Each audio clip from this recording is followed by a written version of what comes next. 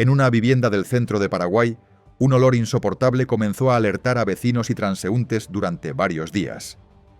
Lo que parecía una simple molestia terminó revelando una escena imposible de ignorar. Una familia completa había desaparecido puertas adentro. Una mujer adulta, su madre y 2 niños pequeños llevaban días sin ser vistos, mientras el único integrante ausente del hogar continuaba con su rutina diaria. A partir de ese silencio, las autoridades iniciaron una investigación que destapó antecedentes familiares oscuros, conflictos prolongados y una convivencia marcada por tensiones que nadie supo o quiso detener a tiempo. Antes de empezar con el vídeo, queremos contarte que en este canal tenemos un podcast llamado Historias Criminales, donde analizamos casos reales, crímenes que marcaron época y las historias más oscuras del True Crime. Te dejamos el enlace en la descripción para que vayas y lo escuches. Yo soy Pedro, la voz del crimen. Te invito a suscribirte al canal, dejar tu me gusta y escribir en los comentarios desde dónde nos estás viendo si quieres seguir acompañándonos en más historias criminales de la vida real. Comenzamos. Bruno Javier Marabel Ramírez nació el 4 de marzo de 1999 en Itagua, Paraguay. Creció dentro de un núcleo familiar integrado por su padre, Bruno Marabel, su madre, Catalina Ramírez, y su hermana mayor, Cintia Raquel. Desde muy temprano, el ambiente en el que se desarrolló estuvo marcado por una dinámica compleja, que puede describirse sin exageración como disfuncional. Sobre la figura materna se conoce muy poco, mientras que su padre intentó brindarle una crianza adecuada dentro de las limitaciones que tenía. Sin embargo, ese esfuerzo no fue suficiente para evitar que, con el paso del tiempo, Bruno desarrollara un carácter particular, con rasgos que comenzarían a llamar la atención desde la adolescencia. A una edad temprana se registraron episodios que anticipaban una conducta agresiva y una marcada falta de empatía. Cuando tenía apenas 12 años, protagonizó un conflicto familiar al romper el teléfono celular de su hermana, luego de que ella se negara a prestárselo. Años más tarde, a los 15, y encontrándose bajo los efectos del alcohol, se vio involucrado en una violenta pelea con un grupo de personas, en la que llegó a agredir de forma severa a 2 de ellas, provocándoles heridas en la cabeza. Con el tiempo, Bruno encontró en el boxeo una actividad que despertó un profundo interés. No solo comenzó a practicarlo, sino que demostró tener habilidad para ese deporte, destacándose en la disciplina. Esta afición marcaría un punto importante en su vida, ya que lo llevaría a frecuentar eventos relacionados con las artes de combate y a vincularse con personas que compartían ese mismo gusto. Por eso, a sus 17 años, se enteró de un evento relacionado con este deporte que se realizaría en Asunción, la capital de Paraguay, al que sin duda asistió.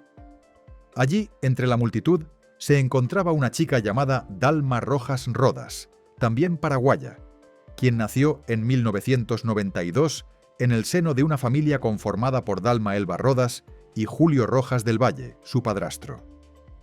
En aquel entonces, la familia de Dalma vivía en las afueras de la capital, lugar donde la chica pasó gran parte de su niñez.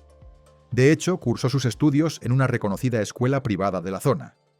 En un inicio, la familia se sustentaba con una lavandería, propiedad de la madre de Dalma, pero el negocio tuvo que cerrar, ya que la mujer no pudo hacerle frente al pago de los impuestos derivados de la actividad, ni tampoco al alquiler. Esto porque su esposo comenzó a tener problemas con juegos de azar y apuestas. Luego de la quiebra del negocio, según afirmaron varias fuentes, la pareja cometió delitos de diferente índole, en los que perjudicaron a muchas personas. Esto incluyó robos, estafas, usurpación de identidad. Incluso llegaron a mentirle a una señora mayor, logrando que firmara un documento que luego de fallecer utilizaron para quedarse con 30 hectáreas de un terreno que le pertenecía. Pasaron años con este comportamiento, pero Dalma siguió con su vida. Es así como, llegado el 2010, a sus 17 años, conoció a un chico llamado Eber Barrios, quien tenía 10 años más que ella. La relación entre Dalma y Eber había comenzado a partir de la afinidad que ambos compartían por la música y avanzó con rapidez. No solo consolidaron un vínculo sentimental, sino que también desarrollaron proyectos en común, llegando incluso a grabar una canción y un videoclip juntos. Con el tiempo, decidieron formalizar la relación a través del matrimonio. En el año 2012 nació su primer hijo, Cristian Santino, y en apariencia la pareja atravesaba un buen momento. Sin embargo, la convivencia con los padres de Dalma pronto comenzó a generar tensiones. Ambos mantenían una conducta marcadamente controladora, y aprovechando que Eber vivía con ellos, comenzaron a exigirle que participara en distintas actividades fraudulentas. Eber se negó a involucrarse en estos actos ilícitos, lo que provocó un quiebre definitivo en la relación con sus suegros. Como represalia, la madre de Dalma presentó una denuncia en su contra, acusándolo de haber intentado abusar sexualmente de su hija. La acusación se sostuvo en el argumento de que Dalma era menor de edad cuando comenzó la relación, y a raíz de ello, la justicia resolvió imponerle prisión domiciliaria. Pese a la gravedad de la situación, los problemas legales de la familia no cesaron. En el año 2013, los padres de Dalma se vieron implicados en un nuevo hecho delictivo, esta vez relacionado con una entidad bancaria. Este episodio terminó con la detención y posterior encarcelamiento tanto de la madre como de Eber. Dalma logró mantenerse al margen de esa causa tras fingir un embarazo, lo que le permitió evitar consecuencias judiciales. Un año más tarde, en 2014, dio a luz a su segundo hijo, Saulo Pío Nahir. Tras cumplir su condena, Eber decidió abandonar Paraguay y trasladarse a Brasil, alejándose definitivamente del núcleo familiar. Con el paso del tiempo, y debido a las amenazas que comenzaron a recibir como consecuencia de los delitos cometidos, la familia optó por cambiar de residencia. En el año 2016 se mudaron a Asunción, estableciéndose en una vivienda ubicada en la calle Oliva y Montevideo, marcando así una nueva etapa en la vida de Dalma y de sus hijos. En el año 2016, durante un evento relacionado con el boxeo realizado en Asunción, se produjo el encuentro entre Dalma Rojas Rodas y Bruno Marabel. Él tenía 17 años y ella 25, y además de asistir como espectadora, Dalma practicaba kickboxing, lo que facilitó que ambos conectaran rápidamente a través del interés común por los deportes de combate. Luego de conversar en ese primer encuentro, continuaron en contacto a través de las redes sociales. Bruno, con conocimientos y experiencia en boxeo, pasó a cumplir el rol de entrenador de Dalma, lo que fortaleció el vínculo entre ambos. Con el tiempo, la relación se volvió cada vez más cercana y finalmente, en el año 2017, iniciaron formalmente un noviazgo. El hecho de que Dalma tuviera 2 hijos de una relación anterior no representó un obstáculo para Bruno, ni tampoco fue un impedimento para que consolidaran su relación. Así, en enero de 2018, decidieron casarse, dando inicio a una nueva etapa como familia. Sin embargo, la relación con los padres de Dalma continuó siendo conflictiva. Según distintas referencias, ellos manifestaban la intención de quitarle la custodia de los niños, argumentando que su hija no les prestaba la atención necesaria ni los cuidaba de forma adecuada. A estos conflictos se sumaba el desacuerdo de Dalma con el estilo de vida que sus padres llevaban en ese momento. Ante este escenario, la pareja decidió mudarse a la casa del padre de Bruno, ubicada en la ciudad de Itá, donde él residía cuando conoció a Dalma. No obstante, esa situación no se mantuvo por mucho tiempo. Durante el transcurso del mismo año, 2018, y debido a las constantes presiones y al intento de control por parte de los padres de Dalma, la pareja optó por regresar a vivir al hogar de ellos, pese a los problemas existentes. Durante el año 2018, y pese a los conflictos familiares, en apariencia la vida cotidiana transcurría con normalidad en la casa donde Dalma, Bruno y los niños residían junto a los padres de ella. En ese periodo, Bruno trabajaba en un local de comida rápida, donde mantenía una buena relación con sus compañeros de trabajo. Dentro de ese entorno laboral, era especialmente cercano a 2 de sus compañeras, Alba Armúa y Araceli Sosa. Con la intención de compartir un momento fuera del ámbito laboral, y aprovechando que supuestamente la vivienda donde residía con su familia se encontraba desocupada, el 6 de octubre Bruno invitó a ambas jóvenes a pasar un rato en el lugar. Esa reunión no fue la primera vez que Alba y Araceli visitaban la casa, ya que 3 días antes habían estado allí almorzando. En esa ocasión, organizaron un encuentro informal que incluyó una pequeña fiesta con karaoke. Según relataron posteriormente las jóvenes, el estado de la vivienda les llamó la atención. El lugar se encontraba muy desordenado.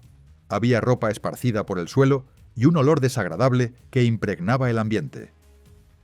Bruno explicó esa situación atribuyéndola a las evacuaciones de la mascota de la casa. Al observar a la perra, Alba y Araceli notaron que tenía manchas de sangre en el rostro.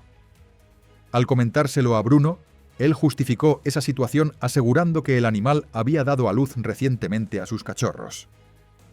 Finalizado el encuentro, todos se retiraron del lugar y Bruno quedó solo en la vivienda.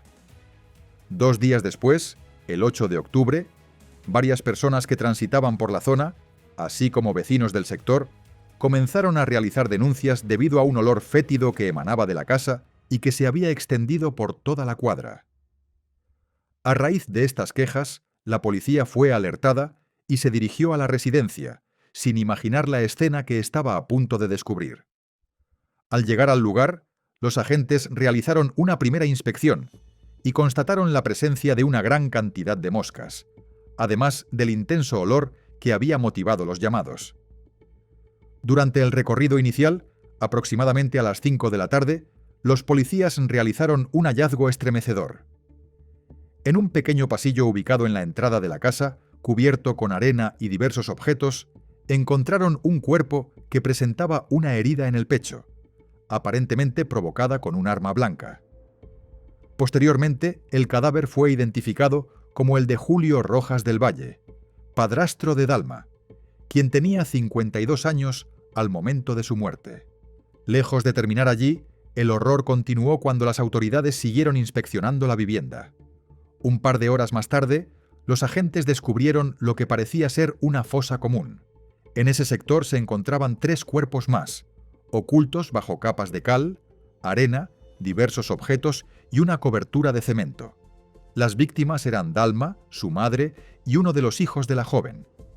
Finalmente, en el estacionamiento ubicado en la parte trasera de la propiedad, los policías hallaron el cuerpo del otro hijo de Dalma, completando una escena que revelaba la magnitud del crimen ocurrido dentro de la vivienda. Si bien los padres de Dalma acumulaban numerosos enemigos a raíz de los delitos cometidos en el pasado, el único integrante de la familia que no se encontraba en la vivienda al momento del hallazgo era Bruno. Por esta razón, las autoridades comenzaron a considerarlo de inmediato como el principal sospechoso. A simple vista, los cuerpos presentaban signos de haber sido enterrados hacía varios días, y además vecinos declararon haber visto a Bruno entrando y saliendo de la casa en jornadas previas al descubrimiento. Mientras la policía trabajaba en la escena del crimen, Bruno se encontraba en su lugar de trabajo.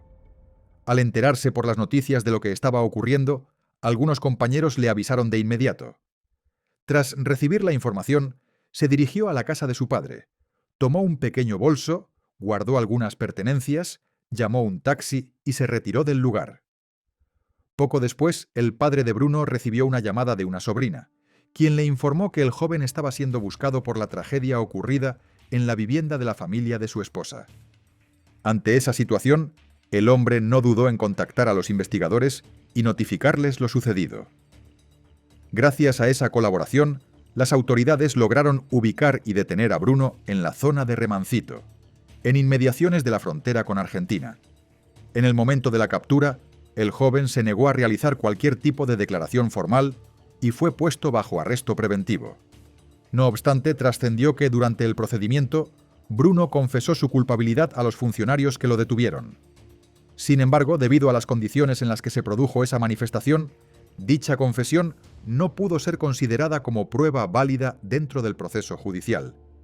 Mientras tanto, en la vivienda donde ocurrieron los hechos, los investigadores continuaban realizando las diligencias necesarias para esclarecer lo sucedido.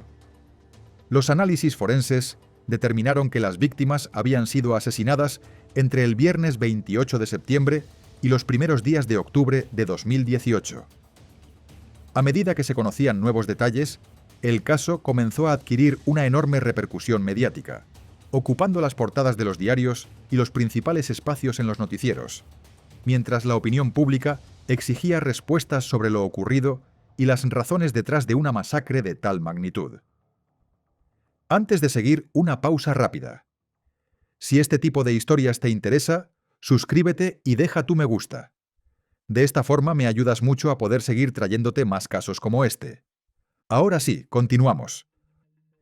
En medio del fuerte impacto mediático que generó el caso, Bruno aceptó brindar una entrevista a un canal de televisión, bajo la condición de que estuviera presente su abogada. Dos periodistas acudieron hasta la celda donde se encontraba detenido y dialogaron con él. Durante esa entrevista afirmó que la última vez que había visto a la familia fue el 28 de septiembre. Sin embargo, esa declaración terminó perjudicándolo aún más, ya que las autoridades ya habían establecido esa fecha como el posible día en que comenzaron los asesinatos. Según su versión, ese día salió de su trabajo, se dirigió a la casa de su padre para cambiarse de ropa y luego salió con compañeros de trabajo hasta altas horas de la noche. Aseguró que no regresó a la vivienda que compartía con su esposa y que decidió quedarse en la casa de una amiga. También manifestó que atravesaba problemas con Dalma desde hacía aproximadamente 6 meses, debido a los maltratos que, según él, recibía por parte de sus suegros y a las constantes amenazas que le hacían cada vez que intentaba abandonar el hogar. Finalmente sostuvo, sin mostrar arrepentimiento, que creía que el crimen había sido producto de un ajuste de cuentas relacionado con los conflictos y antecedentes delictivos de la familia. Mientras tanto, la investigación avanzaba. Las autopsias no lograron determinar con precisión la causa exacta de la muerte de Dalma y de los niños debido al avanzado estado de descomposición de los cuerpos. No obstante, los forenses concluyeron que en los 3 casos hubo ataques violentos con arma blanca y una privación intencional de la respiración. En el caso del niño más pequeño, se documentaron 17 heridas post-mortem. La madre de Dalma fue asesinada mediante golpes con un martillo, mientras que el padrastro recibió una herida punzocortante de aproximadamente 7 centímetros. Paralelamente, Bruno fue sometido a evaluaciones psicológicas realizadas por 2 profesionales del Ministerio Público. Ambos coincidieron en que padecía un trastorno antisocial de la personalidad, aunque determinaron que estaba plenamente consciente de sus actos y en condiciones de asumir la responsabilidad penal. Además, señalaron una alta probabilidad de reincidencia y lo describieron como una persona fría, vanidosa, insensible, egocéntrica, ambiciosa, con elevada autoestima y confianza en sí mismo. Las investigaciones permitieron establecer que el viernes 28 de septiembre fue el último día en que los niños asistieron a la escuela, y también la última vez que Dalma acudió a su entrenamiento de kickboxing, disciplina que practicaba con constancia porque se preparaba para competir. En cuanto al padrastro, se determinó que se había marchado del hogar tras una fuerte discusión con la madre de Dalma, y que fue visto el martes 2 de octubre, alrededor de las 10 de la mañana, ingresando a un local para recargar saldo telefónico, hecho registrado por cámaras de seguridad. Con estos datos, los investigadores lograron reconstruir con mayor precisión lo sucedido. El viernes 28 de septiembre, Bruno registró su salida del trabajo a las 2 de la madrugada, un horario inusual, ya que normalmente finalizaba su jornada entre la medianoche y las 12:30. Al llegar a la casa, se dirigió a la habitación de su esposa y la atacó con un arma blanca, provocándole la muerte. Al escuchar ruidos, la madre de Dalma se acercó y también fue atacada, falleciendo por múltiples heridas. Posteriormente, Bruno fue tras los niños.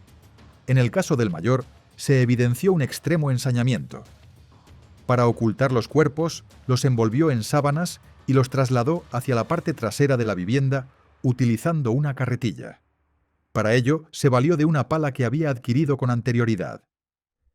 El 30 de septiembre de 2018 consiguió arena, cal y cemento, y aplicando conocimientos de albañilería, procedió a enterrarlos y cubrirlos.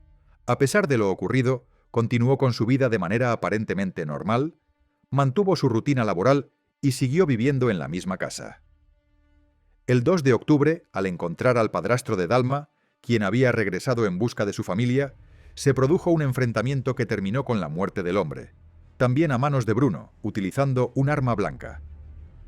Las visitas de Alba y Araceli a la vivienda llamaron la atención de los investigadores, quienes consideraron la posibilidad de una complicidad. Esta hipótesis cobró fuerza cuando trascendió que Bruno mantenía una relación que iba más allá de la amistad con Alba. Por tal motivo, ambas mujeres fueron detenidas de manera preventiva mientras se realizaban las averiguaciones. También fue detenido Marcelo Sosa, hermano de Araceli, quien había estado presente en la última reunión en la casa. En medio de la cobertura mediática, Alba brindó una entrevista en la que aseguró ser inocente y relató aspectos de su vida personal. Por su parte, Araceli declaró que, si bien había notado el fuerte olor, el desorden de la casa, las restricciones impuestas por Bruno para que no se movieran libremente y las manchas de sangre en la mascota, jamás imaginó lo que realmente había ocurrido. Finalmente, el análisis de las comunicaciones reveló que el día de los hechos, Bruno envió una nota de voz a su jefa y varios mensajes a distintas personas, intentando construir una coartada. En uno de esos audios, de manera involuntaria, se logró captar la voz del hijo mayor de Dalma, lo que se convirtió en una prueba clave dentro del proceso judicial. No sé, así que se sigue en el local. ¿Me puede pasar el número de Araceli, por favor? Tengo que llevarle algo y me olvidé.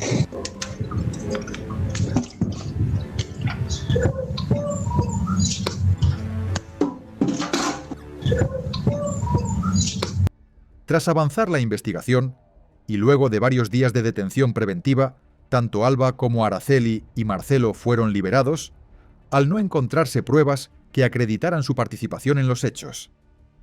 Al recuperar la libertad, Araceli brindó una entrevista en la que relató lo traumático que resultó su paso por prisión, describiendo el impacto emocional que sufrió ella y su familia, así como la angustia de no poder volver con su hija durante ese periodo, sentimientos que la hicieron en varios momentos llegar a pensar en privarse de la existencia. Con el correr de los días, se confirmó que el juicio contra Bruno Marabel sería oral y público, y que inicialmente estaba previsto para el mes de mayo de 2020. Sin embargo, el inicio del proceso se postergó y finalmente comenzó el 22 de septiembre de ese mismo año. En un primer momento no se esperaba que el acusado prestara declaración, pero de manera sorpresiva, en octubre decidió testificar, aunque bajo la condición de responder únicamente a las preguntas formuladas por su abogada. Durante su declaración, Bruno sostuvo que la última vez que vio a su familia fue el 23 de septiembre de 2018, cuando asistieron juntos a una velada de boxeo, y que posteriormente ellos se habrían trasladado a una vivienda que poseían fuera de la ciudad. En ese contexto, negó haber quitado la vida a Dalma, a los niños y a su suegra, y afirmó que la única persona a la que mató fue a Julio, el padrastro, a quien señaló como el verdadero responsable del asesinato del resto de la familia.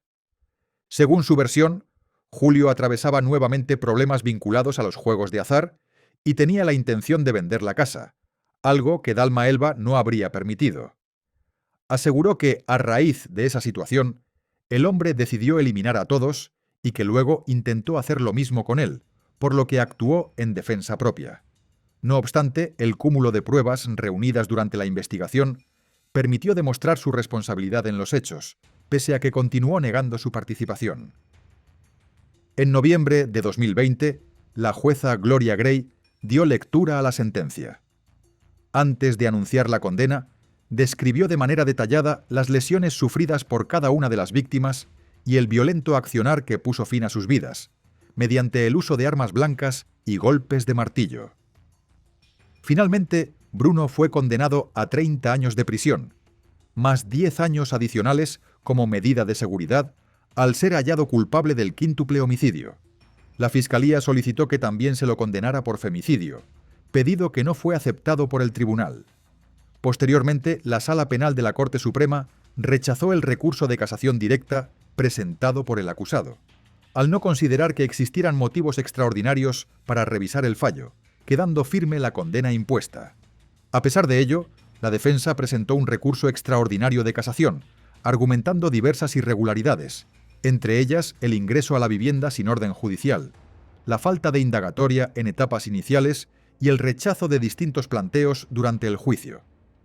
También solicitó la nulidad absoluta de la prueba documental vinculada a la supuesta confesión realizada por Bruno al momento de su detención, alegando que había sido hecha ante efectivos policiales y no ante la Fiscalía. Tras un extenso análisis, la Sala Penal resolvió no hacer lugar al recurso y confirmó de manera definitiva la condena de 30 años de prisión más 10 años como medida de seguridad. De esta forma, la sentencia quedó firme y Bruno Marabel continuó privado de libertad, cumpliendo la pena impuesta por la justicia. Sin embargo, con el paso del tiempo, su situación volvió a captar la atención pública. En el año 2022, tras haber transcurrido más de 4 años desde los crímenes, se dio a conocer que, luego de haber pasado por distintas penitenciarías del país, fue trasladado a la cárcel regional de Concepción. Este traslado se produjo en medio de un escándalo generado por la información de que varias mujeres acudían al penal para visitarlo y manifestaban su deseo de mantener encuentros íntimos con él. En ese contexto, se supo que Bruno había iniciado una relación con una de esas mujeres, con quien tuvo un hijo. Según sus propias declaraciones, este hecho lo motivó a intentar cambiar, salir adelante y brindar amor paternal, pese a las circunstancias de su encierro. Afirmó haber confesado lo sucedido ante Dios y ante las personas que consideró necesarias, asegurando que no le importaba la opinión de quienes lo criticaban. Estas declaraciones las realizó durante una entrevista concedida a un canal local de Paraguay, desde el interior del centro penitenciario, donde apareció vistiendo prendas de marca. Durante esa misma entrevista, expresó su disconformidad con las condiciones del sistema penitenciario. Manifestó que, a pesar de que se habla de reinserción social, no se le permitía trabajar dentro de la cárcel para reducir su condena.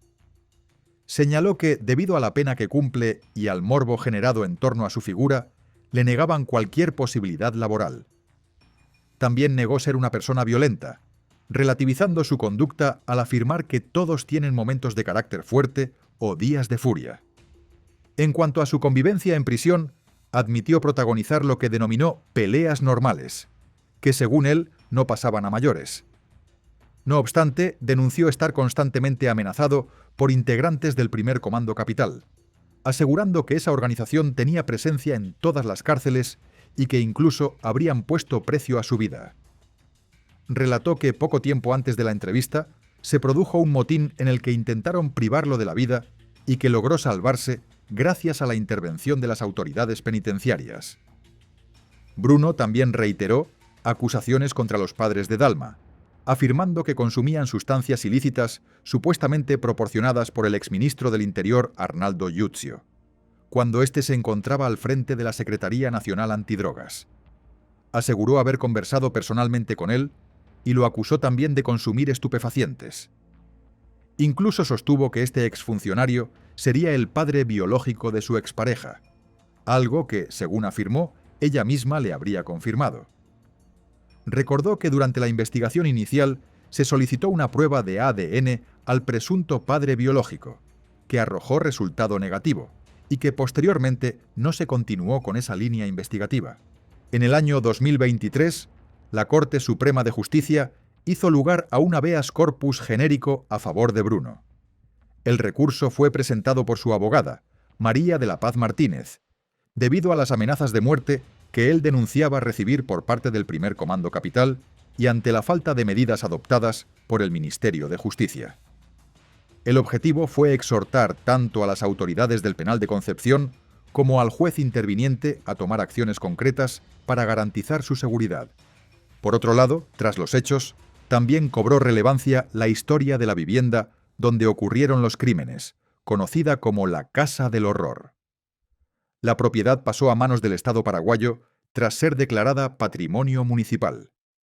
Se trata de una construcción de estilo neoclásico diseñada en 1935 por el arquitecto Miguel Ángel Alfaro, destinada originalmente a ser habitada por el doctor Mario Luis de Finis, un reconocido médico de la Guerra del Chaco. Una investigación difundida por la página Paraguay 1900 reveló un dato histórico que volvió aún más sombrío el pasado del lugar. Exactamente 105 años antes de la masacre, el 29 de julio de 1913, en ese mismo terreno ocurrió un hecho violento conocido como la tragedia de Asunción. En aquella ocasión, el doctor Ítalo de Finis asesinó de 2 disparos a su amigo Antonio Pitaluga, quien era ministro de Italia en ese entonces, motivado por los celos ante una supuesta cercanía con su esposa. De esta manera, el sitio quedó marcado por 2 tragedias separadas por más de un siglo, pero unidas por una historia de violencia extrema. El caso de Bruno Marabel deja al descubierto una cadena de decisiones marcadas por la violencia, el silencio y la deshumanización, donde una familia entera fue borrada sin piedad y donde, incluso después de la condena, las heridas siguen abiertas. Más allá de la sentencia judicial, esta historia obliga a reflexionar sobre los entornos que normalizan el abuso, las señales ignoradas y la fragilidad de las víctimas que quedaron atrapadas en un escenario sin salida.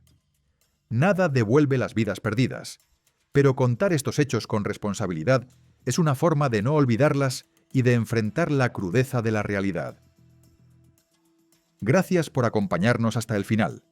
Si quieres seguir escuchando más historias criminales de la vida real, te invitamos a suscribirte al canal, dejar tu me gusta y escribirnos en los comentarios desde qué lugar del mundo nos estás viendo. Tu apoyo nos permite seguir dando voz a historias que no deben ser silenciadas.